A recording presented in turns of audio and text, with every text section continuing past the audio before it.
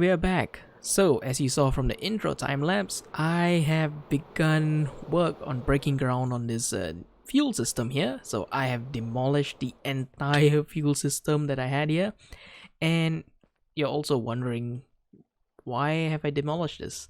Well, 1.16 looks like it's coming very, very close, so I want to be prepared. So, I'm also very unprepared right now. So I know I said I wanted to build a tree farm that's going to go over there, and that's going to provide the fuel eventually for this system. Now, problem is, I'm running out of time, and I do want to keep this up and running so I can keep using it. So I need an in-between fuel system. And that in-between fuel system is going to be, honestly, really cheaty. So I have designed up a system. I was messing around with carpet on a single player world and realized that if you put a coral flan on a slime block like this, it will cause carpet to duplicate. So I messed around with that, came up with a cell. So each one of these modules, that's what I'm looking for, contains 3 separate carpet duplicators, and each one of this module actually only provides fuel for one row of furnaces. So this 3 rows of carpet, so there's I think 15 carpet in here being duplicated, it will provide enough fuel to power 1 stack of furnace. So yep, this is very fast. It's actually slightly faster than the bamboo. I think this should be able to keep up with a huge outflow of smelting, because with the bamboo I had a problem before. If I'm smelting around 5 to 6 shulker boxes of items, the bamboo can't keep up. So this should keep up for now until I get the coal. I need to stock up about 7 double chests of fuel of whatever item I want.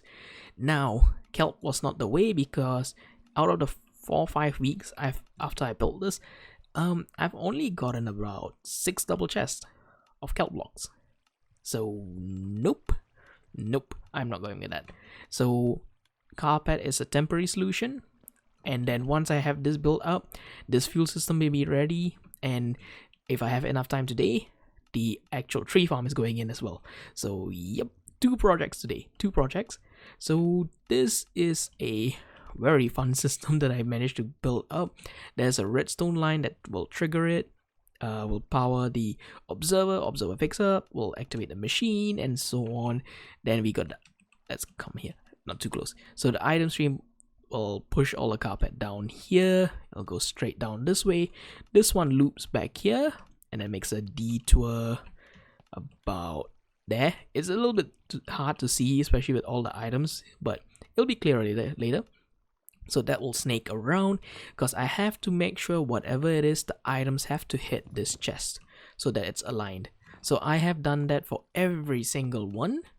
It's actually as compact as I can make it. Maybe I can make it slightly more compact, but it's good enough. So I'm gonna start building this.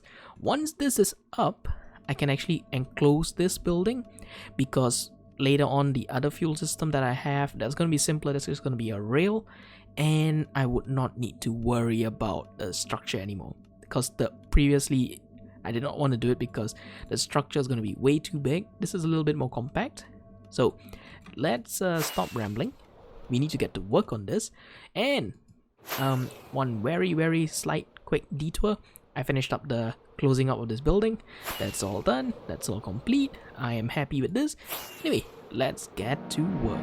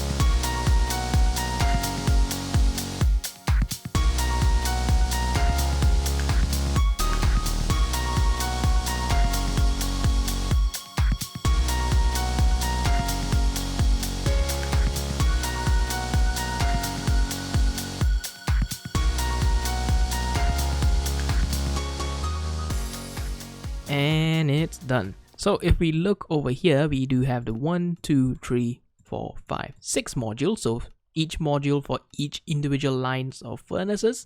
And if we come over to this one and look at the redstone, it's actually quite simple. We have a clock that runs here. Right now the clock is deactivated because the piston is down. So the simplest way I could make a clock was using 2 observers. You could use a redstone clock where you just have repeater going in a circle with some redstone dust. You could do that. I didn't want to do that because it can create a little bit of lag since you have lighting updates. But most compact version I could go for was this. Just 2 observers put in looking into each other, and that will create an infinite clock because they keep updating each other, and that will keep updating this piston, which will push forward and pull back. Each time it pushes forward and it pulls back, it will create carpet.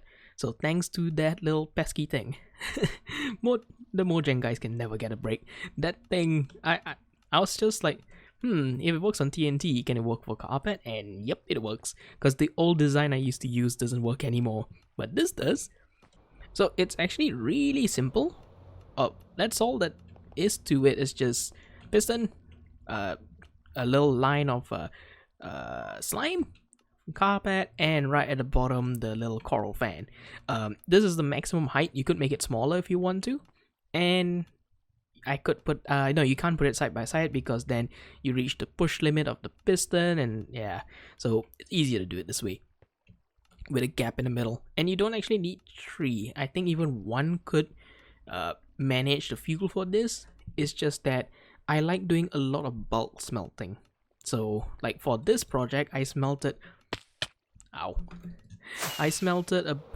how many 10 shulker boxes of stone, no, cobblestone, yeah. So that was a lot of stuff being smelted, and that was painful because I had to take a break after 5 shulker boxes because I ran out of fuel. Can I please land up there? So this redstone wiring, thank god I landed. So redstone wiring is simple. I'm reusing the old redstone line that used to run here. So the lever over there, when you switch it on, it'll activate the redstone line that detours there, comes up to a torch tower that is right over here. You can see there. So the torch tower will turn off. That will turn this line off. And when it turns all of this off, the pistons will retract because they're no longer powered, and it'll activate the clock. So if we go all the way back here, turn that off, and we just sit over here, and we should see carpet flowing through. Now this is slightly more horrible for frame, because yep, I dropped quite a lot of frames right now because a lot of particles. So I can deactivate the particles, it'll be fine, but it's actually not too bad. And this is not going to be running constantly anyway, so the carpets will flow. Right now all the hoppers are full with bamboo, so it is fine on fuel. Let's turn this off. So yep, all of it works from what I can see, and I'm happy with that. And I don't think I mentioned, I did start on extending the structure. I think it used to end somewhere about here-ish. So I started extending it, decided to go around the entire structure. And what I'm thinking of doing is this will come like 2 more blocks this way, and then it'll go straight across till maybe about here, and then it'll be a straight line across. And not sure what to do with this. I'll figure it out. Also, I know I did say I want to do 2 projects today. I'm actually running out of time. This took way longer than I thought it would, and I forgot that Minecraft Dungeons releases today, so I need to get prepared for that. So because of that, next episode will be tree farm. I promise you that, because I want to get it done. And I already got the schematic ready, placed. It's all placed and ready. It's just that I do not have the time today to do it. So this is a design by Ilmango, and yeah, like I said, we will do it next episode. It's all sitting here now for me, and for the most part I have all the materials. I think I actually have everything ready. I just need to build it, so it's gonna be easy. Varsity, yeah. So when you deactivate this this redstone line, it brings down that little thing up there so you can grow oak trees. If not, you'll get a giant oak tree. It'll destroy this entire structure, so you gotta be careful with oak trees. But this design by Ilmango works for all 4 tree types. So acacia, spruce, jungle, birch, and oak. It just does not work with dark oak. That's the only one that it doesn't work with. But that is fine for me. I will harvest those manually. But for now, I'm happy this is done. I'm really sorry that I promised 2 projects, but I can't do it today. So it will be coming next episode. I promise you that. So this structure, I'll complete it, and I think it'll look really nice. And even on the map, let's go to the map. I'm really happy at how this looks now. On the map, there we go. It looks way better. So no more purple going around. It's all closed up, and eventually this will be all closed up and nice and neat.